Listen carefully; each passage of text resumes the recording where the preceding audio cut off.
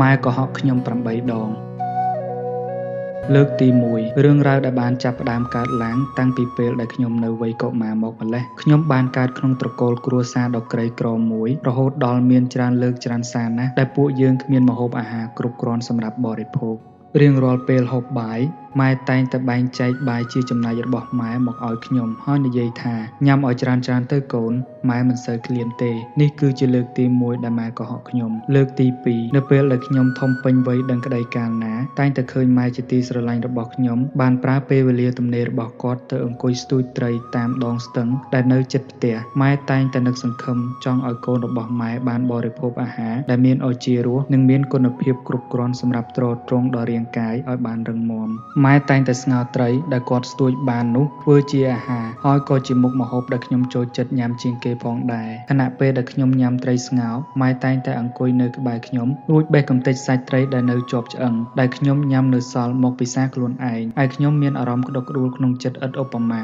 ដំណក់ទឹកភ្នែកស្ទើរតែហូរជ្រែកមកស្រោចលើផែនថ្ពាល់ទាំងទ្វេរបស់ខ្ញុំរៀងរាល់លើកដែលខ្ញុំបានឃើញអ្នកម៉ែធ្វើបែបនេះខ្ញុំព្យាយាមចែករំលែកសាច់ត្រីជូនអ្នកម៉ែពិសាប៉ុន្តែម៉ែតែងតែបដិសេធនិងប្រាប់ខ្ញុំថាកូនញ៉ាំចុះម៉ែមិនសូវចូលចិត្តញ៉ាំសាច់ត្រីទេនេះគឺជាលើកទី2ដែលម៉ែកុហកខ្ញុំលើកទី3ពេលដែលខ្ញុំរៀននៅវិទ្យាល័យម៉ែខំធ្វើការកាន់តែខ្លាំងជាងមុនដើម្បីរកលុយឲ្យបានគ្រប់គ្រាន់សម្រាប់ផ្គត់ផ្គង់ដល់ការរៀនសូត្ររបស់ខ្ញុំនិងការចាយវាយគ្រប់យ៉ាងនៅក្នុងផ្ទះពេលខ្លះខ្ញុំក្រោកឡើងកណ្ដាលរាត្រីខ្ញុំឃើញម៉ែកំពុងតែអង្គុយធ្វើការនៅឡើយមានតែពន្លឺភ្លើងទៀនផ្លុងៗមួយដើមតូចប៉ុណ្ណោះដែលកំពុងឈរអាបកំដរអ្នកម៉ែនាពេលយប់ស្ងាត់ម៉ែយប់ជ្រៅណាស់ហើយម៉ែល្មមចូលសម្រានហើយស្អែកនេះម៉ែត្រូវធ្វើការទៀតណាខ្ញុំប្រាប់ម៉ែតែម៉ែញញឹមនឹងប្រាប់ខ្ញុំមកវិញថាកូនគេងមុនទៅម៉ែមិនសូវងងុយទេនេះគឺជាលើកទី3ដែលម៉ែកុហកខ្ញុំលើកទី4នៅពេលដែលប្រឡងបាក់ឌុបថ្ងៃចុងក្រោយម៉ែបានមកផ្ដល់កម្លាំងចិត្តដល់ខ្ញុំ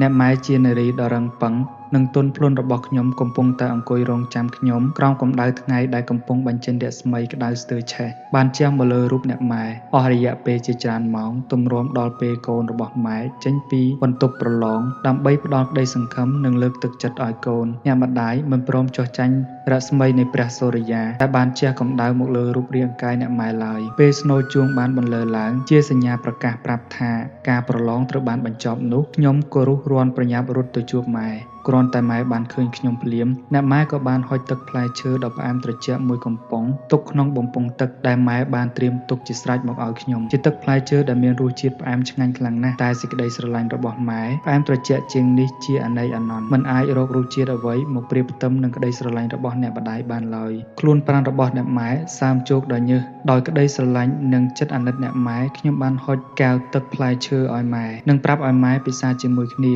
តែម៉ែប្រាប់ថាញ៉ាំទៅកូនម៉ែមិនស្រេកទឹកទេម៉ែក៏ហក់ខ្ញុំជាលើកទី4លើកទី5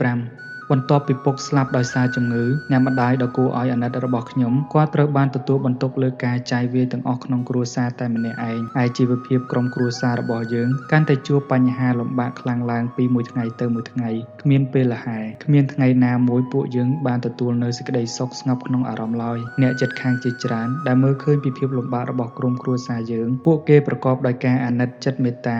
ក៏លោកដៃចូលមកជួយផ្ដល់យោបល់អ្នកខ្លះណែនាំឲ្យម៉ែយកប្តីថ្មីប៉ុន្តែម៉ែបដិសេធជានិច្ចព្រមទាំងប្រាប់ថាខ្ញុំមិនត្រូវការស្នេហាទេម៉ែក៏ហក់ខ្ញុំជាលើកទី5លើកទី6បន្ទាប់ពីខ្ញុំរៀនចប់និងមានការងារធ្វើហើយគឺជាពេលវេលាមួយដែលម៉ែគួរតែសម្រាកម្ដងហើយ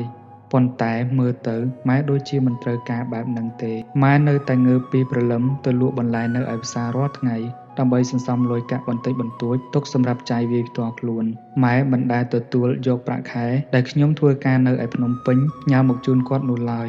តែម៉ែបែរជាផ្ញើលុយមកឲ្យខ្ញុំវិញហើយប្រាប់ខ្ញុំថាម៉ែមានលុយចាយគ្រប់គ្រាន់ហើយកូននេះគឺជាលើកទី6ហើយដែលម៉ែកុហកខ្ញុំលើកទី7ដោយមានការជួយគាំទ្រពីអង្គការមួយខ្ញុំបានចូលរៀនបន្តថ្នាក់បរិញ្ញាបត្រនៅមហាវិទ្យាល័យដ៏ល្បីឈ្មោះមួយក្នុងប្រទេសពេលខ្ញុំរៀនចប់ខ្ញុំត្រូវបានគេជ្រើសរើសឲ្យចូលបម្រើការងារក្នុងតំណែងមួយដែលទទួលបានប្រាក់ខែខ្ពស់បំផុតខ្ញុំបានតាំងចិត្តថានឹងទៅទទួលអ្នកម៉ែមករស់នៅយ៉ាងសុខសប្បាយជាមួយខ្ញុំនៅឯទីក្រុងដែរតែអ្នកម៉ែជាទីស្រឡាញ់ ឡាញ់របស់ខ្ញុំគាត់មិនចង់រំខានខ្ញុំទេម៉ែប្រាប់ខ្ញុំថាម៉ែមិនស័ក្តិសមនឹងជីវិតក្នុងទីក្រុងទេកូនម៉ែក៏ហៅខ្ញុំជាលើកទី7លើកទី8នៅពេលដែលម៉ែកាន់តែចាស់ម៉ែត្រូវចូលសម្រាប់ព្យាបាលខ្លួននៅក្នុងមន្ទីរពេទ្យព្រោះម៉ែកើតជំងឺមហារីកពេលទទួលបានដំណឹងនេះភ្លាម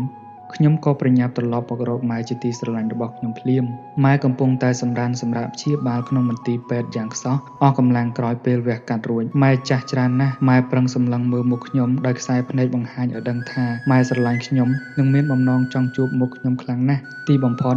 ម៉ែព្យាយាមញញឹមដាក់ខ្ញុំម៉ែស្គមខ្លាំងណាស់នឹងមើលទៅហាក់ដូចជាមានកម្លាំងធំធយជាទីបំផុតអារោគចង្រៃបានបំផ្លាញរាងកាយរបស់ម៉ែអស់ច្រើនណាស់ខ្ញុំសម្លឹងមើលម៉ែដោយទឹកភ្នែកហូរជោគជាំថ្ពាល់ក្តីអាណិតក្តីស្រឡាញ់ការថ្នាក់ថ្នមទំនុកបម្រុងរបស់ម៉ែមកលើកូនដ៏លើសលប់ស្មើនឹងជីវិតហាក់ដូចជាកំពុងមូលក្តិចផ្ដាច់បេះដូងឲ្យឃ្លាតចាកពីទ្រូងខ្ញុំហើយព្រោះតែឃើញម៉ែជាទីស្រឡាញ់របស់កូនកំពុងស្ថិតនៅក្នុងសភាពបែបនេះតែម៉ែប្រឹងសម្លឹងមើលមកខ្ញុំហើយប្រាប់ថាកុំយំអីកូនសម្លាញ់ម៉ែអត់មានអារម្មណ៍ឈឺចាប់អីទេនេះគឺជាលើកទី8ដែលម៉ែកុហកខ្ញុំបន្ទាប់ពីម៉ែកុហកខ្ញុំរួចហើយភ្នែករបស់ម៉ែក៏បិទចុះសន្សឹមលែងបើកវិញជារៀងរហូតពុទ្ធោអើយអ្នកម្ដាយខ្ញុំស្លាប់ចោលខ្ញុំហើយអ្នកម៉ែខ្ញុំស្ទើរគាំងបេះដូងទន់ជង្គង់ក្របស្រែកយំនៅក្បែររូបកាយដ៏ស្ដោកស្ដឹងរបស់ម៉ែបើមានជាតិក្រោយមែនពិតកូនសូមកើតជាកូនរបស់ម៉ែម្ដងទៀតណាម៉ែណាកម្រងអត្ថបទដកស្រង់ចេញពីនិទានកំសាន្តចិត្ត